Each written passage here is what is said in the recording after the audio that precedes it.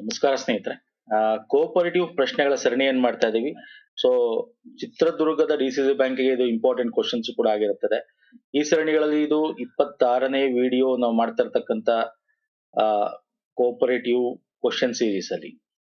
Previous ನೋಡಿಲ್ಲ ನೋಡಿ detail ಆಗಿ ಡಿಸ್ಕಸ್ ಮಾಡಿದೀವಿ. ಹಾಗೆ ಥಿಯರಿ ಕ್ಲಾಸ್ ಗಳನ್ನು ಕೂಡ ಡಿಸ್ಕಸ್ ಮಾಡಿದೀವಿ, ಅದು ಕೂಡ ತಾವು ನೋಡ್ಕೋಬಹುದು. ಈ ಎಲ್ಲ ನಿಮಗೆ ಕೋಆಪರೇಟಿವ್ ಅಂತ ಸಪರೇಟ್ ಪ್ಲೇ ಲಿಸ್ಟ್ ಇದೆ, ಆ ಪ್ಲೇ ಲಿಸ್ಟ್ ಅಲ್ಲಿ ಸಿಗುತ್ತೆ ಸ್ನೇಹಿತರೆ. ಓಕೆ, ಆ ಪ್ಲೇ ಲಿಸ್ಟ್ ಲಿಂಕ್ ಕೂಡ ಇದೆ ವಿಡಿಯೋದ ಕೆಳಗೆ ಡಿಸ್ಕ್ರಿಪ್ಷನ್ ಬಾಕ್ಸ್ ಆಗಿರುತ್ತೆ. ಹಾಗೆ ನಮ್ಮ ಟೆಲಿಗ್ರಾಮ್ ಮತ್ತು ಇನ್ಸ್ಟಾಗ್ರಾಮ್ ಫಾಲೋ ಮಾಡಿದ್ರೆ ಮಾಡ್ಕೊಳ್ಳಿ, ಅದ್ರ ಲಿಂಕ್ ಕೂಡ ಇದೆ ವಿಡಿಯೋದ ಕೆಳಗೆ ಡಿಸ್ಕ್ರಿಪ್ಷನ್ ಬಾಕ್ಸ್ ಅಲ್ಲಿ ಇದೆ. ಸೊ ಬನ್ನಿ ಡೀಟೇಲ್ ಆಗಿ ಡಿಸ್ಕಸ್ ಮಾಡೋಣ. ಇಂಪಾರ್ಟೆಂಟ್ ಆಗಿರ್ತಕ್ಕಂಥ ಕ್ವಶನ್ಸ್ ಗಳು, ಎಕ್ಸ್ಪೆಕ್ಟೆಡ್ ಅಂತ ಕೂಡ ಹೇಳ್ಬೋದು, ವೆರಿ ಇಂಪಾರ್ಟೆಂಟ್ ಕ್ವಶನ್ಸ್ ಗಳು. ಇದ್ರ ಬಗ್ಗೆ ನಾವು ಪ್ರೀವಿಯಸ್ ಅಲ್ಲಿ ಬೇರೆ ಬೇರೆ ರೀತಿ ಪ್ರಶ್ನೆಗಳ ಸರಣಿಗಳಲ್ಲಿ ಬೇರೆ ಬೇರೆ ರೀತಿ ಕೂಡ ಕೇಳಿದ್ದಾನೆ, ಅದನ್ನು ಕೂಡ ನಾವು ಸಾಲ್ವ್ ಮಾಡಿದೀವಿ. ಸೊ ಈ ಕ್ವಶನ್ ನೋಡಿ, ಇಂಟರ್ನ್ಯಾಷನಲ್ ಕೋಆಪರೇಟಿವ್ ಅಲಿಯನ್ಸ್ ಅನ್ನು ಲಂಡನ್ ನಲ್ಲಿ ಡ್ಯಾಶ್ ನಲ್ಲಿ ಇಂಟರ್ನ್ಯಾಷನಲ್ ಕೋಆಪರೇಟಿವ್ ಕಾಂಗ್ರೆಸ್ ನಿಂದ ಸ್ಥಾಪಿಸಲಾಯಿತು. ಅಂದ್ರೆ ಡೈರೆಕ್ಟ್ ಕ್ವಶನ್ ಆಗಿ ಕೇಳಬಹುದಾಗಿತ್ತು, ಡೀಟೇಲ್ ಆಗಿ ಕೇಳಿದ್ದಾನೆ ಅಷ್ಟೇ. ಇಲ್ಲೇನು ಡೈರೆಕ್ಟ್ ಕ್ವಶನ್ ಅಂದ್ರೆ, ಲಂಡನ್ ನಲ್ಲಿ ನಾವು ನಿಮಗೆ ಮೊದಲೇ ಹೇಳಿದೆ, ಲಾಸ್ಟ್ ವಿಡಿಯೋ ಮಾಡ್ಬೇಕಾದ್ರು ಕೂಡ ಹೇಳಿದ್ವಿ, ಫಸ್ಟ್ ಕಾಂಗ್ರೆಸ್ ಆಫ್ ನಮ್ಮ ಇಂಟರ್ನ್ಯಾಷನಲ್ ಕೋಆಪರೇಟಿವ್ ಅಲಿಯನ್ಸ್ ICA ಎಲ್ಲಿ ನಡೀತು ಅಂದ್ರೆ ಲಂಡನ್ ನಲ್ಲಿ ನಡೀತು ಅಂತ. ಸೊ ಇಲ್ಲಿ ಯಾವ ಇಸ್ವಿಲ್ ನಡೀತು ಅಂತ ಡೈರೆಕ್ಟ್ ಆಗಿ ಕೇಳಬಹುದಾಗಿತ್ತು. ಸೊ ಲಂಡನ್ ನಲ್ಲಿ ಏನ್ ನಡೀತು, ಯಾವ ಇಸ್ವಿಯಲ್ಲಿ ನಡೀತು? 1895, 85, 65, 1995. ಯಾವ್ದು ಕರೆಕ್ಟ್ ಆನ್ಸರ್ ಹೇಳ್ತೀರಾ? 1895 is the right answer. So very important question. ICA ಬಗ್ಗೆ ಕೇಳ್ತಾ ಇರ್ತಾನೆ, ಸೊ ಅದರ ಬ್ರಾಂಚಸ್ ಬಗ್ಗೆ ಕೇಳ್ತಾನೆ, ಯಾವಾಗ ಸ್ಥಾಪನೆ ಆಯ್ತು. ನಾವು ಪ್ರೀವಿಯಸ್ ಒಂದಷ್ಟು ವಿಡಿಯೋಸ್ ಗಳಲ್ಲಿ ಕ್ವಶನ್ ಗಳನ್ನ ತಗೊಂಡಿದೀವಿ. ಸೊ ಇವತ್ತು ಅದ್ರ ರಿಲೇಟೆಡ್ ಇನ್ನೊಂದಷ್ಟು ಕ್ವಶನ್. ಓಕೆ, ICA ಏಷ್ಯಾ ಮತ್ತು ಪೆಸಿಫಿಕ್ ಪ್ರಾದೇಶಿಕ ಕಚೇರಿಯ ಅಂದ್ರೆ ಮುಖ್ಯ ಕಚೇರಿಯು ಡ್ಯಾಶ್ ನಲ್ಲಿದೆ. ನಾನು ನಿಮ್ಗೆ ಹೇಳಿದ್ನೆ ICA ಹೆಡ್ ಕ್ವಾರ್ಟರ್ಸ್ ಎಲ್ಲಿದೆ, ಹೇಳಿ ನೋಡೋಣ. ಯಾರು ನಮ್ಮ ಲಾಸ್ಟ್ ವಿಡಿಯೋ ನೋಡಿದ್ರು ಕಮೆಂಟ್ ಮಾಡ್ತಾರೆ, ಎಲ್ಲಿ ನೋಡೋಣ. B ಇಂದ ಸ್ಟಾರ್ಟ್ ಆಗುತ್ತೆ. ಲಿಂಕ್ ನಿಮಗೆ ಒಂದು ಇದು ಕೊಟ್ಟಿದ್ದೀನಿ, 8 ಕಮೆಂಟ್ ಮಾಡಿ. ಸೊ ಅದರ 6 ರೀಜನಲ್ ಆಫೀಸ್ಗಳಿವೆ, 6 ರೀಜನಲ್ ಆಫೀಸ್. ಅದರಲ್ಲಿ ಏಷ್ಯಾ ಪೆಸಿಫಿಕ್ ಅಂದ್ರೆ ಏಷ್ಯಾ ಪೆಸಿಫಿಕ್ ರೀಜನ್ಸ್ಗೆ ಇರ್ತಕ್ಕಂತ ರೀಜನಲ್ ಆಫೀಸ್ ಹೆಡ್ ಆಫೀಸ್ ಎಲ್ಲಿದೆ? ನಾನು ನಿಮ್ಗೆ ಪ್ರೀವಿಯಸ್ ಕ್ವಶನ್ ಮಾಡಿದಾಗಲಿದೆ, ಅದು ಭಾರತದಲ್ಲಿದೆ ಅಂತ. ಸೊ ಭಾರತದಲ್ಲಿ ಎಲ್ಲಿದೆ? ನವದೆಹಲಿಯಲ್ಲಿದೆ. Okay, so very important. Belgium ಅಲ್ಲಿ ಅದರ ಹೆಡ್ ಕ್ವಾರ್ಟರ್ಸ್ ಇರ್ತಕ್ಕಂಥದ್ದು. ಇನ್ನು 6 ರೀಜನಲ್ ಆಫೀಸ್ಗಳಿದೆ. ಎಲ್ಲೆಲ್ಲಿದೆ ಅನ್ನೋದು ಕೂಡ ತಿಳ್ಕೊಳ್ಳಿ, ಒಂದ್ಸಲ ಎಕ್ಸಾಮ್ ಅಲ್ಲಿ ಕೇಳ್ತಕ್ಕಂಥ ಚಾನ್ಸಸ್ ಇದೆ. Africa, America, Asia Pacific, Europe. Okay, 4 regional office, sorry 8 global sector organisation ಇರೋದು. 4 ರೀಜನಲ್, 6 ಅಂತ ಹೇಳಿದ್ರೆ 4 ರೀಜನಲ್ ಆಫೀಸ್ ಇರೋದು. Africa, America, Asia Pacific and Europe. So ಯುಕೆಗೆ ಹಾಕಿಲ್ಲ ಅಂತಂದ್ರೆ ಹೆಡ್ ಕ್ವಾರ್ಟರ್ಸ್ ಬೆಲ್ಜಿಯಂ ಅಲ್ಲಿ ಇದೆಯಲ್ಲ, ಸೊ ಹಂಗಾಗಿ ಅಲ್ಲಿಗೆ ಇನ್ನೊಂದು ರೀಜನಲ್ ಆಫೀಸ್ ಕೊಟ್ಟಿಲ್ಲ ಅಷ್ಟೇ, ಸಿಂಪಲ್. ಸೊ ಇಲ್ಲಿ ನೋಡಿ, 19th August 1895 first cooperative Congress ಎಲ್ಲಿ ನಡೆದಿತ್ತು. ಇಲ್ಲಿ ಇನ್ನೊಂದು ಕ್ವಶನ್ ಕೂಡ ಬರ್ಬೋದು, ಥರ್ಡ್ ಕೋಆಪರೇಟಿವ್ ಕಾಂಗ್ರೆಸ್ ಎಲ್ಲಿ ನಡೀತು, ಸೆಕೆಂಡ್ ಕೋಆಪರೇಟಿವ್ ಕಾಂಗ್ರೆಸ್ ಮೀಟಿಂಗ್ ಎಲ್ಲಿ ನಡೀತು. ಸೊ ಸೆಕೆಂಡ್, ಥರ್ಡ್ ಇವೆರಡನ್ನು ಕಮೆಂಟ್ ಮಾಡಿ, ನಿಮ್ಗೆ ಹೋಮ್ವರ್ಕ್. ನಮ್ಮ ವಿಡಿಯೋಸ್ ರನ್ನಿ ನೋಡಿದ್ರೆ ನಿಮ್ಗೆ ಗೊತ್ತಿರುತ್ತೆ, ನಾವು ಇದನ್ನು ಕೂಡ ನಾನು ಒಂದು ವಿಡಿಯೋದಲ್ಲಿ ಹೇಳಿದ್ದೀನಿ. ಓಕೆ, ನೆಕ್ಸ್ಟ್ ಕ್ವಶನ್ ಬರ್ತದೆ. ಡ್ಯಾಶ್ 1960ರಲ್ಲಿ ಸ್ಥಾಪಿಸಲಾಯಿತು ಮತ್ತು ಇದನ್ನು multi state cooperative society act 2002ರ ಅಡಿಯಲ್ಲಿ ನಿರ್ವಹಿಸಲಾಗಿದೆ. ಅಂದ್ರೆ 1960ರಲ್ಲಿ ಒಂದು ಕೋಆಪರೇಟಿವ್ ಒಂದು ಇದನ್ನ ಆರ್ಗನೈಸೇಷನ್ ಸ್ಥಾಪನೆ ಮಾಡಿದ್ದಾರೆ. ಓಕೆ, 1960ರಲ್ಲಿ ಕೋಆಪರೇಟಿವ್ ಆಕ್ಟ್ 2022ರ ಅಡಿಯಲ್ಲಿ, ನಾನು ಇಲ್ಲೇ ಹೈಲೈಟ್ ಮಾಡ್ಬಿಟ್ಟಿದ್ದೀನಿ, national cooperative agriculture rural development federation limited, ರಾಷ್ಟ್ರೀಯ ಸಹಕಾರಿ ಕೃಷಿ ಮತ್ತು ಗ್ರಾಮೀಣಾಭಿವೃದ್ಧಿ ಬ್ಯಾಂಕ್ ಒಕ್ಕೂಟ ಲಿಮಿಟೆಡ್. ಇದನ್ನ ಹಿಂಗೂ ಕೇಳ್ಬೋದು ಅಥವಾ ಇನ್ನೊಂದ್ ತರ ಕ್ವಶನ್ ಕೇಳ್ಬೋದು. ರಾಷ್ಟ್ರೀಯ ಸಹಕಾರಿ ಕೃಷಿ ಮತ್ತು ಗ್ರಾಮೀಣಾಭಿವೃದ್ಧಿ ಬ್ಯಾಂಕ್ ಒಕ್ಕೂಟ ಲಿಮಿಟೆಡ್ ಯಾವಾಗ ಸ್ಥಾಪನೆ ಆಯಿತು? 1960ರಲ್ಲಿ. ಸೊ ಇದು ಯಾವುದರ ಕೆಳಗೆ ಕೆಲಸ ಮಾಡುತ್ತೆ? ಮಲ್ಟಿ ಸ್ಟೇಟ್ ಕೋಆಪರೇಟಿವ್ ಆಕ್ಟ್ ಏನು ಬಂತು 2002, ಅದರ ಅಡಿಯಲ್ಲಿ ಕೆಲಸ ಮಾಡ್ತಾ ಹೋಗುತ್ತೆ. ಸೊ ನೆಕ್ಸ್ಟ್ ಬರ್ತೀನಿ. ಡ್ಯಾಶ್ ಅಭಿವೃದ್ಧಿ ಉದ್ದೇಶಗಳಿಗಾಗಿ ರೈತರ ದೀರ್ಘಾವಧಿ ಸಾಲದ ಅವಶ್ಯಕತೆಗಳನ್ನು ಪೂರೈಸಲು ಆಯೋಜಿಸಲಾಗಿದೆ. ಅಂದ್ರೆ ಲಾಂಗ್ ಟರ್ಮ್ ನಿಮಗೆ ಕ್ರೆಡಿಟ್ ಕೊಡ್ತಕ್ಕಂಥ ಸಾಲ, ಲಾಂಗ್ ಟರ್ಮ್. ಓಕೆ, ದೀರ್ಘಾವಧಿ ಸಾಲ ಕೊಡ್ತಕ್ಕಂತ ಒಂದು ಬ್ಯಾಂಕ್ ಯಾವುದು ಅಂತ ನಾ ಪ್ರೀವಿಯಸ್ ಒಂದು ವಿಡಿಯೋ ತಗೊಂಡಿದ್ದೀನಿ ನಿಮ್ಗೆ. ಶಾರ್ಟ್ ಟರ್ಮ್ ಲೋನ್, ಇದು very important. Short and medium term loan. Okay, ಅದನ್ನ ಕೊಡ್ತಕ್ಕಂಥದ್ದು ಯಾವುದು? ಪ್ರೈಮರಿ ಅಗ್ರಿಕಲ್ಚರಲ್ ಕೋಆಪರೇಟಿವ್ ಬ್ಯಾಂಕ್ಸ್ ಗಳಿವೆ ಅಥವಾ ಅಗ್ರಿಕಲ್ಚರ್ ಕೋಆಪರೇಟಿವ್ ಸಂಘಗಳಿವೆ, ಸೊಸೈಟಿಗಳಿವೆ. ಆದ್ರೆ ಲಾಂಗ್ ಟರ್ಮ್ ಕೊಡೋದು, ಲಾಂಗ್ ಟರ್ಮ್ ಅಂತಕ್ಕಂಥದ್ದು ಯಾವುದು ಅಂದ್ರೆ, ಲಾಂಗ್ ಟರ್ಮ್ ಅಂತಂದ್ರೆ ದೊಡ್ಡ ದೊಡ್ಡ ಒಂದು ಇದಕ್ಕೆ ಯಾವುದು, ಈಗ ಕೃಷಿಲೇ ತಗೊಂಡ್ರೆ ಲಾಂಗ್ ಟರ್ಮ್ ಅಂತ ನೀವು ಯಾವ್ದು ಬರುತ್ತೆ? ಮೋಸ್ಟ್ ಪ್ರಾಬಬ್ಲಿ ನಿಮಗೆ ಕಮರ್ಷಿಯಲ್ ಕ್ರಾಪ್ಸ್ ಗಳು ಬರ್ಬೋದು.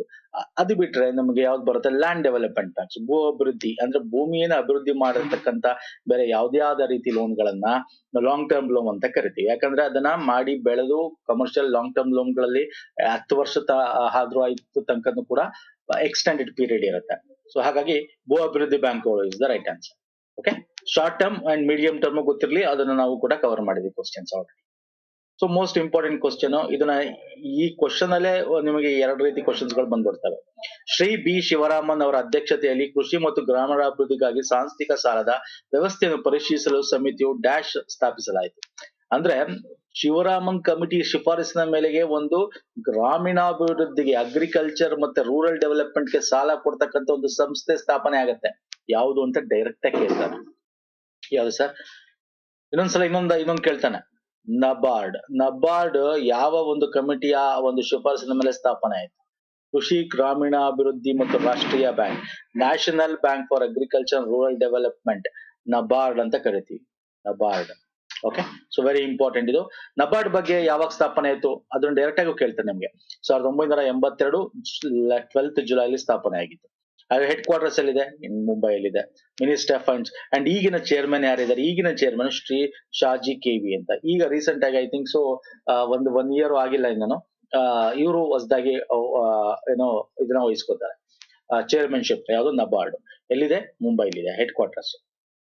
ಓಕೆ, ಮತ್ತೆ ಯಾವ ಕಮಿಟಿ ನಬಾರ್ಡ್ ಬ್ಯಾಂಕ್ ಮಾಡಿದ್ರು? ಶಿವರಾಮನ್ ಕಮಿಟಿ. ಇದನ್ನ ನಾವು ಅಗ್ರಿಕಲ್ಚರ್ ಏನೋ ರೂರಲ್ ಡೆವಲಪ್ಮೆಂಟ್ ನಾವು ಬ್ಯಾಂಕ್ ಅಂತ ಕರಿತೀವಿ, ಅಥವಾ ಅದನ್ನ ನಾವು ನೋಡ್ಕೊಳ್ತಕ್ಕಂಥದ್ದು ಅಂತ ಕೂಡ ಕರಿತೀವಿ. ನೆಕ್ಸ್ಟ್, ಮೊದಲ DCB ಅನ್ನು 1910 ಡ್ಯಾಶ್ ರಲ್ಲಿ ಸ್ಥಾಪಿಸಲಾಯಿತು. ಮೊದಲ ಡಿಸ್ಟ್ರಿಕ್ಟ್ ಕೋಆಪರೇಟಿವ್ ಬ್ಯಾಂಕ್ ಹೇಳ್ತಾರೆ, ಇದು ಸಂಘ ಅಲ್ಲ, ಕೋಆಪರೇಟಿವ್ ಸೊಸೈಟಿ ಅಲ್ಲ, ಬ್ಯಾಂಕ್ 1910 ಸ್ಥಾಪನೆ ಮಾಡಲಾಗುತ್ತೆ. ಎಲ್ಲಿ? ಮಹಾರಾಷ್ಟ್ರದ ಮುಂಬೈಯ, ಗುಜರಾತ್ನ ಅಹಮದಾಬಾದ್, ತಮಿಳುನಾಡಿನ ಚೆನ್ನೈಯ, ರಾಜಸ್ಥಾನದ ಅಜ್ಮೀರ. ಎಸ್, ರಾಜಸ್ಥಾನದ ಅಜ್ಮೀರದಲ್ಲಿ ಡಿಸ್ಟ್ರಿಕ್ಟ್ ಕೋಆಪರೇಟಿವ್. ನಮ್ಮ ಕಣಗಿನ ಹಾಲ that is different. Cooperative society bank, district cooperative bank ಅದು. ಓಕೆ, ಎಲ್ಲಿ ಸರ್? ರಾಜಸ್ಥಾನ ಅಜ್ಮೀರ್ ಅಲ್ಲಿ ಸ್ಥಾಪನೆ ಮಾಡಲಾಗುತ್ತೆ 1910. ಬಟ್ ಪ್ರಾಪರ್ ಆಗಿ ಫುಲ್ ಫ್ಲೆಡ್ಜ್ ಆಗಿ ಕಾಯ್ದೆ ಬಂದ ನಂತರ ಈ ಒಂದು ಕೋಆಪರೇಟಿವ್ ಆಕ್ಟ್ 1912 ಪ್ರಾವಿಷನ್ ಇಟ್ಟುಕೊಂಡು ಓಪನ್ ಆಗಿದ್ದೆಲ್ಲಿ ಅಂತ ಕೇಳಿದ್ರೆ, ಇದು ನಿಮ್ಗೆ ಗೊತ್ತಿರೋ 1904, 1912 ಕಾಯ್ದೆಗಳು. 904 ಜಸ್ಟ್ ಫಸ್ಟ್ ಶಾಸನಾತ್ಮಕ ಸ್ಥಾನಮಾನ ಕೊಟ್ಟು ಅದಕ್ಕೊಂದು ಆಕ್ಟ್ ಅಂತ ತಂದು ಒಂದು ಫ್ರೇಮ್ ವರ್ಕ್ ಮಾಡಿದ್ರು. ಬಟ್ ಇದರಿಂದ ಪ್ರೈಮರಿ ಅಗ್ರಿಕಲ್ಚರ್ ಕೋಆಪರೇಟಿವ್ ಬ್ಯಾಂಕ್ಸ್ ಗಳು ಅಲ್ಲಲ್ಲಿ ಸ್ಥಾಪನೆ ಆಗ್ತಾ ಬರ್ತಾ ಇದೆ. ಕಣಗಿನ ಹಾಲ ನಮ್ಮ ಕರ್ನಾಟಕದ್ದು ವೆರಿ ಇಂಪಾರ್ಟೆಂಟ್. ಆದ್ರೆ ಇಲ್ಲಿ ಮಲ್ಟಿ ಮಾರ್ಕೆಟಿಂಗ್ ಕೋಆಪರೇಟಿವ್ ಆಗಿರ್ಬೋದು, ಡಿಸ್ಟ್ರಿಕ್ಟ್ ಬ್ಯಾಂಕ್ ಗಳಾಗಿರ್ಬೋದು, ಈ ತರ ಒಂದು ಇದ್ರಲ್ಲಿ ಇರ್ತಕ್ಕಂಥ ಲೂಪ್ಗಳನ್ನ ಸರಿ ಮಾಡಕ್ಕೆ 1912 ಕಾಯ್ದೆ ತರ್ತೀವಿ. ಸೊ ಈ ಕಾಯ್ದೆ ನಂತರ ಬಂದಿದ್ದು ಜಬಲ್ಪುರ್ ಡಿಸ್ಟ್ರಿಕ್ಟ್. ಓಕೆ, ಅಲ್ಲಿ ಬಂದಿದ್ದು. ಬಟ್ ಇಲ್ಲಿ ಕೇಳುವ ಕ್ವಶನ್ ಪ್ರಕಾರ ನೋಡೋದಾದ್ರೆ ಅಜ್ಮೀರ್ ರಾಜಸ್ಥಾನದಲ್ಲಿ ಫಸ್ಟ್ DCB ಬ್ಯಾಂಕ್ ಬರುತ್ತೆ 1910. Okay, so very important question ಇದು. ನೆಕ್ಸ್ಟ್ ಬರ್ತದೆ, ವ್ಯಾಮ್ನಿಕಾಮ್ ಎಂದರೇನು? ಅಂದ್ರೆ ಫುಲ್ ಫಾರ್ಮ್ ಏನು? VAMNICOM, Vaikunth Mehta institute national cooperation management, Vaikunth Mehta national institute of cooperative management. ಇಲ್ಲೇ ಸ್ವಲ್ಪ ಒಂಚೂರು ನೋಡಿ, ವೈಕುಂಠ ಇಲ್ಲಿ ಸ್ವಲ್ಪ ಒಂಚೂರು ನಿಮಗೆ ವೈಕುಂಠ ಮೆಹ್ತಾ ಏನಿದೆ ನ್ಯಾಷನಲ್ ಬರಬೇಕು, ಇಲ್ಲಿ ಇನ್ಸ್ಟಿಟ್ಯೂಟ್ ಬಂತು, ಇದಲ್ಲ. ಇಲ್ಲಿ Vaikuntha Mehta national institute of cooperation and management ಅಂತಿದೆ. ಕೋಆಪರೇಷನ್ ಅಂಡ್ ಮ್ಯಾನೇಜ್ಮೆಂಟ್ ಅಲ್ಲ ಇದು. Vaikuntha Mehta national institute of cooperative management ಇದು. ಕೋಆಪರೇಷನ್ ಅಂಡ್ ಮ್ಯಾನೇಜ್ಮೆಂಟ್ ಅಲ್ಲ, ಕೋಆಪರೇಟಿವ್ ಮ್ಯಾನೇಜ್ಮೆಂಟ್. ಏನ್ ಸರ್ ಇದು? ಇದೆಲ್ಲಿದೆ? ಇದು ಪುಣೆದಲ್ಲಿದೆ. ಪುಣೆಯಲ್ಲಿ ಬರುತ್ತೆ. ಏನಿದು? ಒಂದು ಕಾಲೇಜ್ ರೀತಿ ಇದು. ಓಕೆ, ಪುಣೆ ಮಹಾರಾಷ್ಟ್ರದಲ್ಲಿ. ಇಲ್ಲಿ ನಿಮ್ಗೆ ಕೋಆಪರೇಟಿವ್ ಗೋಸ್ಕರ post graduate diploma business management ಇದೆ. ಅಂದ್ರೆ MBA ಕೋರ್ಸ್ಗಳು, ಎಸ್ಪೆಷಲಿ ಕೋಆಪರೇಟಿವ್ ಸಂಬಂಧಪಟ್ಟಂತೆ ಬೇರೆ ಬೇರೆ, ಇದೊಂದೇ ಅಲ್ಲ, ಬೇರೆ ಬೇರೆ ಕೋರ್ಸ್ಗಳು ಕೂಡ ಇಲ್ಲಿದೆ. ಸೊ ತುಂಬಾ ಫೇಮಸ್ ಆಗಿರ್ತಕ್ಕಂಥದ್ದು ಎಸ್ಪೆಷಲಿ ಕೋಆಪರೇಟಿವ್ ಅಂತ ಕರಿತೀವಿ. ಸೊ ವೆರಿ ಇಂಪಾರ್ಟೆಂಟ್ ಕ್ವಶನ್ ಇದು. Full form Vaikunth Mehta national institute of cooperative management. Option B is the right answer. Okay, so next ಬರ್ತೇನೆ. ಸಹಕಾರಿಯು NCUI ಪ್ರಕಟಿಸಿದ ಡ್ಯಾಶ್ ಜರ್ನಲ್ ಆಗಿದೆ. ಸಹಕಾರಿ ಅಂದ್ರೆ ನೋಡಿ, NCUI ಫುಲ್ ಫಾರ್ಮ್ ಗೊತ್ತಿರಬೇಕು ನಿಮ್ಗೆ. ನಾವು ಲಾಸ್ಟ್ ವಿಡಿಯೋದಲ್ಲ ಪ್ರೀವಿಯಸ್ ನೋಡಿ NCCE ನೋಡಿದ್ವಿ. ಅದೇ ತರ NCUI very important. Okay, NCUI 2 ರೀತಿಯಾದ ಒಂದು ಜರ್ನಲ್ ನ ಮಾಡುತ್ತೆ. ಜರ್ನಲ್ ಇನ್ ದ ಸೆನ್ಸ್ ಒಂದು ಪಬ್ಲಿಕೇಶನ್ಸ್ ಅಂತ ತಿಳ್ಕೊಳ್ಳಿ. 2 ರೀತಿಯಾದ ಜರ್ನಲ್ ಪಬ್ಲಿಷ್ ಮಾಡುತ್ತೆ. ಅದರಲ್ಲಿ ಒಂದು ಕೋಪರೇಟರ್ ಅಂತ ಹೇಳಿ, ಕೋಪರೇಟರ್. ಓಕೆ, ಕೋಪರೇಟರ್ ಅಂತ. ಇನ್ನೊಂದು ಯಾವ್ದು ಹೇಳಿ ನೋಡೋಣ, ಅದನ್ನು ತಗೊಂಡು ಮುಂದೆ ತೋರಿಸ್ತೇನೆ. ಇಲ್ಲಿ ದ ಕೋಪರೇಟರ್ ಅಂತಕ್ಕಂಥ ಜರ್ನಲ್ ಎಷ್ಟು ದಿನಕ್ಕೊಂದ್ಸಲ ಅಂದ್ರೆ ಮಂತ್ಲಿನ, ಕ್ವಾರ್ಟರ್ಲಿನ, ಆನ್ಯುಯಲಿನ, ಹಾಫ್ ಇಯರ್ಲಿನ, ಅಂದ್ರೆ 3 ತಿಂಗಳಿಗ, 6 ತಿಂಗಳಿಗ, ವರ್ಷಕ್ಕ ಅಥವಾ ಮಂತ್ಲಿನ. ಇಲ್ಲಿ ಕೋಪರೇಟರ್ ಅಂತಕ್ಕಂಥದ್ದು ಮಾಸಿಕ, ಮಂತ್ಲಿ ಒಂದು ಜರ್ನಲ್ ಅದು. So A is the right answer. ಇಲ್ಲಿ 2 ರೀತಿ ಜರ್ನಲ್ ಅಂತ ನಾನು ನಿಮ್ಗೆ ಹೇಳಿದೆ. ಓಕೆ, ಈ 2 ರೀತಿ ಜರ್ನಲ್ ಯಾವ್ದು ಅಂತಕ್ಕಂಥದ್ದು ಈ ಒಂದು ಮುಂದಿನ ಒಂದು ಕ್ವಶನ್ ತಗೋತೀನಿ. ಇಂಡಿಯನ್ ಕೋಆಪರೇಟಿವ್ ರಿವ್ಯೂ, ಇನ್ನೊಂದು ಯಾವ್ದು ಸರ್? ಇಂಡಿಯನ್ ಕೋಆಪರೇಟಿವ್ ರಿವ್ಯೂ ಅಂತ. ಇಲ್ಲಿ ನೋಡಿ, ಇಲ್ಲಿ ಪ್ರಮುಖವಾಗಿ ಇದೇನು 2 ಜರ್ನಲ್ ಮಾಡುತ್ತೆ, ಒಂದು ಕೋಆಪರೇಟರ್ ಅಂಡ್ ಇಂಡಿಯನ್ ಕೋಆಪರೇಟಿವ್ ರಿವ್ಯೂ ಅಂತ. Okay, this is 1, this is 2.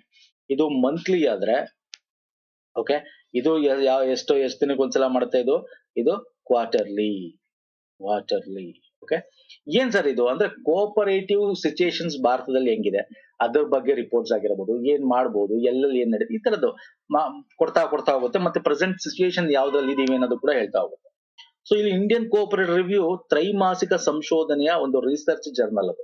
ಕ್ವಾರ್ಟರಲ್ research journal, ತ್ರೈಮಾಸಿಕ 3 ತಿಂಗಳಿಗೆ ಒಂದ್ಸಲ ಬರ್ತಕ್ಕಂಥದ್ದು. ಕೋಆಪರೇಟರ್ ತಿಂಗಳಿಗೆ ಒಂದ್ಸಲ ಬರೋದು, ಇದು 3 ತಿಂಗಳಿಗೆ ಒಂದ್ಸಲ ಬರೋದು. ಓಕೆ, ವೆರಿ ಇಂಪಾರ್ಟೆಂಟ್ ಇದು. ನೆಕ್ಸ್ಟ್ ಬರ್ತೇನೆ.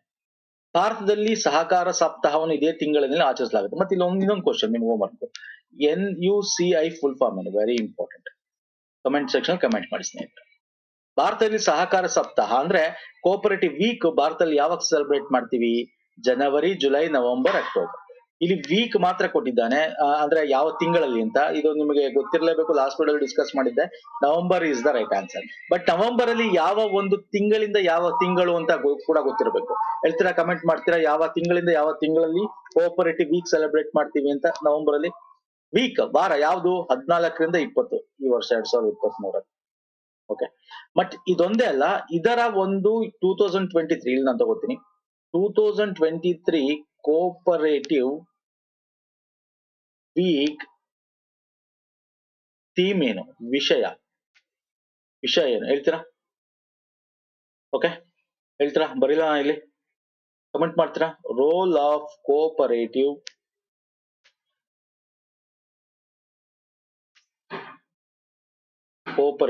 in making India $5 trillion, 5 ಇದು ಡಾಲರ್ ಸಿಂಬಲ್, ಇದು 5 ಟ್ರಿಲಿಯನ್ ಎಕಾನಮಿ ಅಂಡ್ ಸಸ್ಟೈನಬಲ್, ಅಂದ್ರೆ ಇದನ್ನ SDG ಅಂತ ಬರೀಬಹುದು. ಓಕೆ, ಏನ್ ಸರ theme? Role of cooperative in making India, ಅಂದ್ರೆ ಭಾರತನ 5 ಟ್ರಿಲಿಯನ್ ಎಕಾನಮಿ ಮಾಡಕ್ಕೆ ಮತ್ತೆ ಸಸ್ಟೈನಬಲ್ ಡೆವಲಪ್ಮೆಂಟ್ ಗೋಲ್ ಓಕೆ ಮಾಡಕ್ಕೆ ಕೋಆಪರೇಟಿವ್ ರೋಲ್ ಏನು ಅಂತಕ್ಕಂಥದ್ದು ವಿಷಯ. Okay, role of cooperative in making India 5 trillion economy and sustainable development goals ಅಂತ. ಸೊ ಇದು ವೆರಿ ಇಂಪಾರ್ಟೆಂಟ್. ಸೊ ಇದು ಗೊತ್ತಿರಲಿ, 14th ಇಂದ 20th ನವೆಂಬರ್ ತಿಂಗಳದ್ದು. ಓಕೆ, ಇನ್ನು ತುಂಬಾ ಕ್ವಶನ್ಸ್ ಇದೆ. ಸೊ ಇವತ್ತಿಗೆ ನಾನು ಇಲ್ಲಿ ಮುಗಿಸ್ತೀನಿ. ವೆರಿ ಇಂಪಾರ್ಟೆಂಟ್ ಕ್ವಶನ್ಸ್ ಗಳು ಡಿಸ್ಕಸ್ ಮಾಡಿದ್ದೀನಿ. ಇಷ್ಟ ಆಗಿದೆ ಅನ್ಕೋತೀನಿ. ಇಷ್ಟ ಆಗಿರೋ ಲೈಕ್ ಮಾಡಿ, ಶೇರ್ ಮಾಡಿ, ಸಬ್ಸ್ಕ್ರೈಬ್ ಮಾಡ್ಕೊಂಡಿಲ್ಲ ಮಾಡ್ಕೊಳ್ಳಿ. ನಮ್ಮ ಟೆಲಿಗ್ರಾಮ್ ಮತ್ತು ಇನ್ಸ್ಟಾಗ್ರಾಮ್ ಚಾನಲ್ ನ ಫಾಲೋ ಮಾಡಿಲ್ಲ ಅಂದ್ರೆ ಮಾಡಿ. ಓಕೆ, ನೆಕ್ಸ್ಟ್ ವಿಡಿಯೋದಲ್ಲಿ ಪುನಃ ಸಿಗ್ತೀನಿ. ನಮಸ್ಕಾರ, ಧನ್ಯವಾದಗಳು. ಥ್ಯಾಂಕ್ ಯು ಸೋ ಮಚ್ ಸ್ನೇಹಿತರೆ.